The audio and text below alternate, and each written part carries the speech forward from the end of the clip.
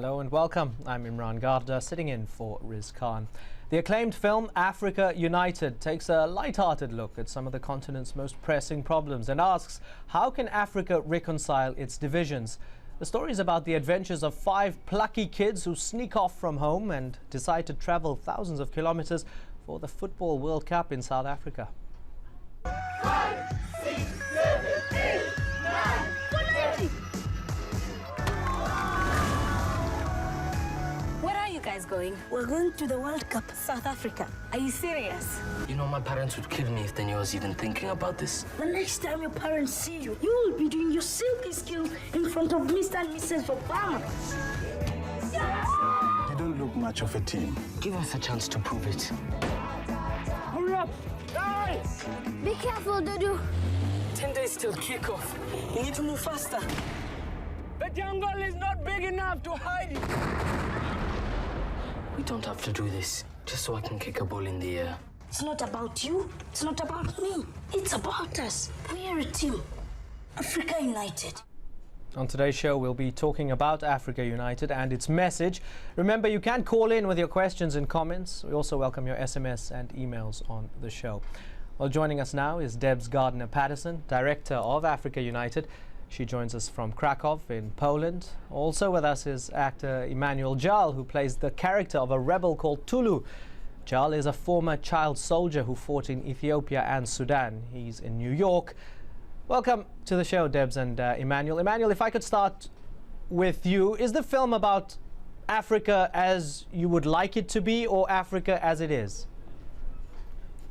Well, the film represents a lot of strengths about Africa in hard time, how we deal with things and how young people are. So it's a normal life, the way those kids were acting. It's actually a real way, a middle-class kid, a kid in a ghetto, a kid in the street. You know, it's a film that actually represents the current situation. Emmanuel, you play a bad guy in the film. I mean, there are some strong references, I'd imagine, to your past. How did that feel? Were there some awkward moments in filming that? It was actually hard for me to actually want to play the part, because to play a bad guy, so it took me a while to actually do it. But when I was actually acting, one of my worries was to actually not forget that it's just acting, because in some scenes where the car was exploding, I got some flashback. I felt like I was in the battlefield, or when I was holding, when the gun was pointed at me and fired. So like there are few fraction seconds where I kind of like lose it a bit. Fascinating, fascinating. Debs, who's your target audience for the film?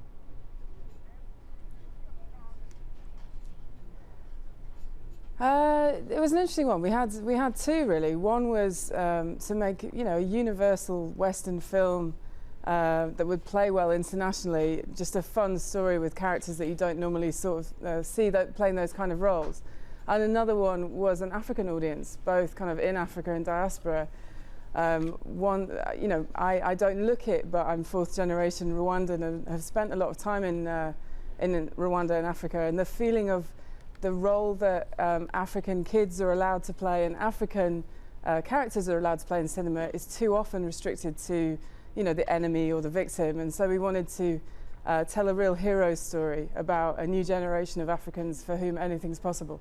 Debs, I must commend you on the casting process, because we're used to seeing African Americans who look nothing like Somalis playing Somalis in films like Black Hawk Down, or a Nigerian playing a Hutu, a Tswana South African that I actually went to university with, who looks and sounds nothing like a Tutsi playing a Tutsi in Hotel Rwanda. It's almost like getting a Polish European to play a Greek or a Spanish European in a film. So you've deconstructed that. That's taken away. Give us some insight into that casting process. Well, on two levels, we knew that unless we found really, really interesting kids to play the lead parts full stop, we didn't have a film, because our 5 leads are in pretty much 95% of the film. So if you don't relate to them, we've got nothing. But it was incredibly important that the kids that played those parts were East African, weren't cast from anywhere else apart from East Africa, and ideally Rwanda. and also that they're bringing themselves to the role. So we looked very hard. We looked in Kenya, we looked in Rwanda, we looked in Uganda, and also in Rwandan diaspora communities in the UK and a little bit in South Africa as well. But we found them one by one. Well, one of my favorite characters is called Dudu. I've seen just a few clips from the film. This kid is fantastic. Let's watch another scene from Africa United. It's another funny yet poignant moment in the film where the main character Dudu tries to get rich quick. Watch what happens. Where's Dudu? What you have, kwacha? Yeah. You have got Zimbabwean dollar. Hey! No more hitchings or slipping in ditchings. I changed the kwacha for Zimbabwe dollars. The idiot couldn't count. This will be enough of school for everyone. Enough to hire a jet and fly to South Africa. Dudu, this money is worthless. What? They don't use this money in Zimbabwe now. You were tricked. Ah, you idiot! Well, that's Dudu highlighting the problems of perhaps the Zimbabwean economy there. Emmanuel, what was it like coming across these new potential African stars in the film? Well, it was a fun film because all the characters were funny. Like after the film, we are always dancing and singing. It was amazing. It was like a family. And also the director was actually good with everybody, so she was not those kind who will cuss and swear at you. She has a way of correcting you if you're doing things wrong and push you in the bush and talk to you slowly, and you get it right. So it was amazing. Let's take a caller now from Massachusetts. Fareed from Massachusetts. Fareed, go ahead. Yes, hi. Hi. My name is Fareed. I'm asking a question. It's very important that this movie it's based in United Africa, okay? How are you going to unite this Africa? And there is like a diversity, what I call differences of culture and the languages too, and the culture. So it's quite really tough. I believe that, in my own opinion, we have to start from us as individual person. Then we go next. It's our kids to give a good message to unite this Africa. So as I see, all right, it's quite really tough to really unite this Africa if there is less education, that right. they're not as educated at a point of differences of other people. Right. So we didn't really have that message. I'm from Africa too, so okay. That's why. Okay, Fareed, I'm gonna pose this to Debs. Debs, I know there's a bit of a time delay there, getting to you in Krakow in Poland. Debs, what did you make of what Fareed had to say there?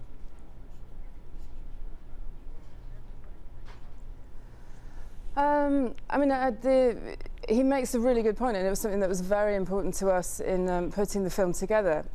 Africa isn't a country, it's a continent. Each country has its own personality, characteristics. And so, you know, obviously we're working within the restrictions of what we're able to achieve in a film, but we did work incredibly hard, for what that's worth, to try and get a sense of the identity of the different countries that the kids were going to move through. Even though we could only film in 3 countries, we filmed in South Africa and Rwanda and Burundi, obviously working with crews in those 3 places. I think we're the first film to film in Burundi, the first feature film to be made in Burundi, and we were also the first Rwandan co-production, official co-production. So we worked hard to get a sense of authenticity there. But also in developing the scripts, the screenwriter, the composer, and a Rwandan filmmaker and myself did the journey that the kids would do in the film. So we drove from Rwanda to Congo, to Burundi, to Tanzania, and then back again, and then into Zambia, Zimbabwe, South Africa. So, you know, you're always working within what's possible in a film, but we worked very, very hard to try and achieve a sense of how different the different nations in Africa are from each other. Debs, if you'll allow me, I'm going to read you a bit of a Guardian newspaper review of your film. It says the film is irksome and endearing by turns. Bouncy crossbreed of Slumdog Millionaire Enid Blyton and a UNICEF commercial. a film that so dearly wants to be adored and adopted that it seems positively churlish to shoo it away. Do you find that patronizing or complimentary?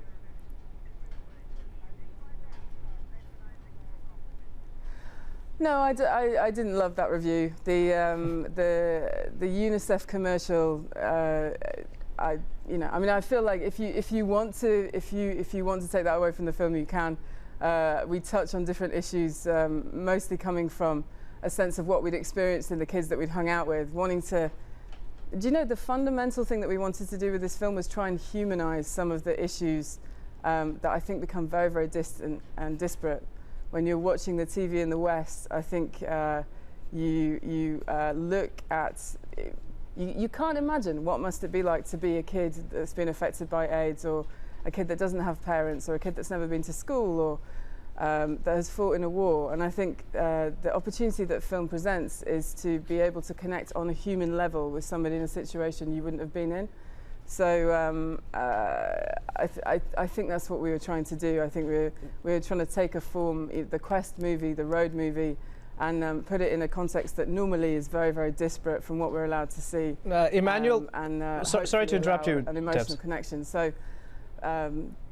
Sorry to interrupt you, Debs. I just wonder what Emmanuel thinks about that, humanizing the issues. You've got issues like HIV and AIDS, child soldiers, childhood prostitution, all mentioned within this film, but brought up in a different way, in a slightly more humorous way. Do you think that when you humanize the issues, as Debs mentioned, that it helps to get the message across in a better way? Actually, in Africa, that's the way they do things. Like they humanize situation because there's a lot of problems, and so out of a terrible situation, we can get a joke out of it for people to laugh and pass time. So the way it is, it's something normal. Like there was a point in a movie where a lion was coming instead of the kids crying, so he started thinking like, oh, this is a Kodak moment, you know? So you're cracking joke even in the hard time. All right, we're going to take a short break now. More of our discussion about the future of Africa in just a moment. We'll be right back.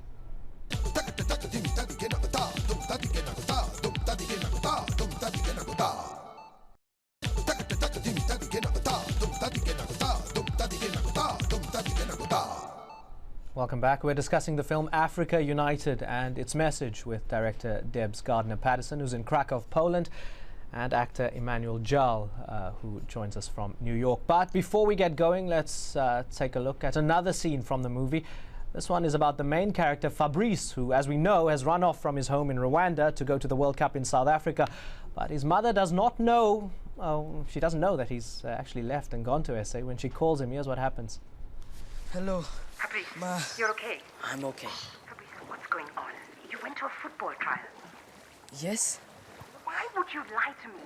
You never go anywhere without telling me. I try to. I want to be in this team. I still have a chance to make it. What? Fabrice, where are you? What are you doing? We're going to the World Cup. Where are you going? Shh! Who's that? Is that this street friend of yours? Is this his idea? It's our idea. They're all helping me. Fabrice, I want you back home right now. Do you hear me? I can hear you. The whole Congo can hear you. Congo? Congo? Yes. The capital is Kinshasa. Fabrice, don't you sass me. Let me state this very clearly for you. You are not going to the World Cup. I want you to tell me where you... Mothers will be mothers. Let's take another caller, this time Darius from here from Vermont in the US. Darius, go ahead.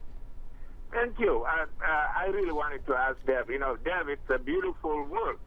And I'm just intrigued, what made you to pick this particular story, And I also want to thank your friend Emmanuel. Emmanuel is a good job. I'm a Sudanese from Southern Sudan, so I really wanted to know from them. Nice to meet you. Yeah. Okay, fantastic, Darius. We'll pass that on. Let's start off with Debs. Debs, what intrigued you about this? Why'd you do it? Well, I'd made a couple of short films in Rwanda before, and so was connected in with some filmmakers there. And the UK producers of the film and the screenwriter and myself were meeting about a different project at the beginning of last year.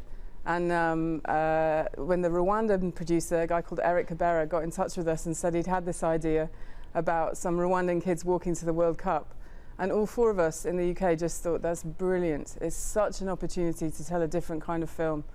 The shorts that I'd made previously in Rwanda, one was, again, an inspiring story, but genocide related, and had been successful when it had played around in festivals around the world. But in Rwanda, there was just the sense when people watched it of like, okay, but it's still genocide, you know, we're still stuck in '94. And it felt like this was an opportunity to show what Rwanda's like now, and to show the differences. Like, there is a middle-class community in Africa. Fabrice having a mobile phone, even though he throws it away, is, you know, that's something that you don't get to see, and it just felt it was a chance to open the box a little bit. Debs, I suppose it might be impolite to ask this, but it is a cynical criticism. I know you said that you do have Rwandan family roots, but quite often we hear, why does it take a white person to tell African stories, whether it's The Last King of Scotland or Blood Diamond or this? Many Africans always feel that it only comes to the world's attention when a white European tells an African story. Is that unfair? I've got two answers to that. I think it's part fair and part unfair. One is that the difference between the two films that you just mentioned, Last King and Blood Diamond, both in my opinion brilliant films, is that the heroes of our film they're not a white person. They're you know, two Rwandan kids, and two kids that you lose your heart to. So there is a difference there, and I would say that, you know, in the UK, the bus campaign that went with the film was 5 African kids on the front of the bus. So this isn't a white person film, even though I happen to have white skin. And the second point is, you know, I can't help the colour of my skin.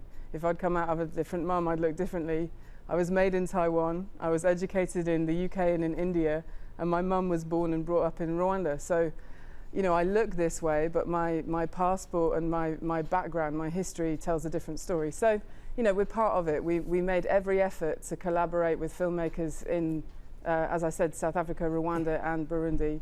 We've got ongoing relationships to be supporting Rwandan filmmakers coming up and authoring their own films. So I think you just get involved and bring what you can bring. Understood. Understood. Well said. Emmanuel, there's a referendum coming up in South Sudan, where you're from, strong links to your childhood as a child soldier for the SPLA, trained in Ethiopia. It's an incredible story that you have. I'm going to ask you about your campaign ahead of that referendum for Southern Sudanese in a moment. But first, let's get a taste of your We Want Peace campaign and your song.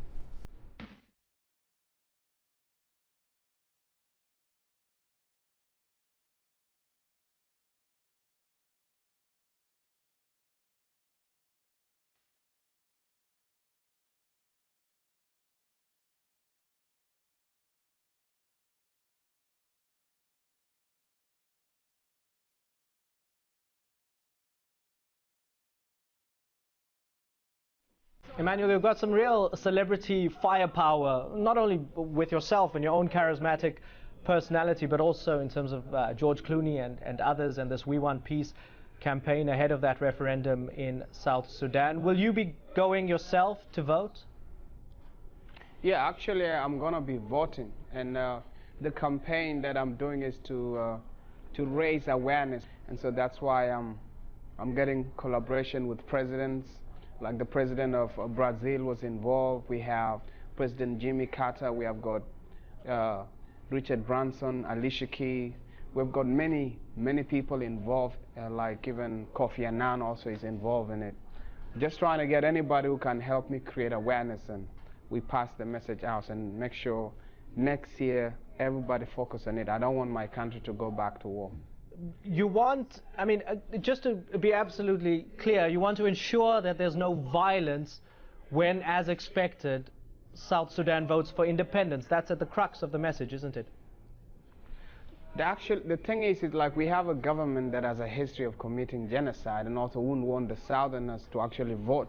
So they'll try to do everything to stop it. But if we bring that into the light, then the people will get an opportunity that they can actually vote. And so the thing, even as I talk to you now, they still do a little raid here and there, or they drop bombs and blame it that they are chasing Darfurian rebels. So they are trying to do anything to make sure the thing doesn't take place. Debs, very finally, you would accept that there's a subplot here. There is undoubtedly a political message that will be attached to your film because of Emmanuel's involvement. Do you accept that wholeheartedly? Oh, completely, and support him completely. I mean, one of the characters in the film was inspired by, as like anyone that's ever met Joel is inspired by him. And you know, again, he's an African hero who is taking his own future and the future of his country with both hands and doing what he can to shape it in a positive way. Debs Gardner-Paterson, it's been an absolute pleasure having you join us from Krakow in Poland, and Emmanuel Jal joining us from New York. It's been great to be here. Yeah, it's been intriguing hearing your stories. I wish we had more time to talk, and I'm looking forward to actually watching the film as a whole. This has definitely whetted my appetite. Thanks a lot for being with us. Yeah, no, please do. and thank you very much, the viewer, for being with us here. Remember, you can follow our program on Twitter. We'll keep you notified on upcoming shows, and you can send us your questions and comments to pose to our guests on the next show. As Turkey emerges as a major world player, what does it mean to be Turkish today, and how are its people reconciling themselves with the Armenian question? Be sure to tune in for that. Before we go, here's some more of Emmanuel Jal's music video, We Want Peace. See you next time.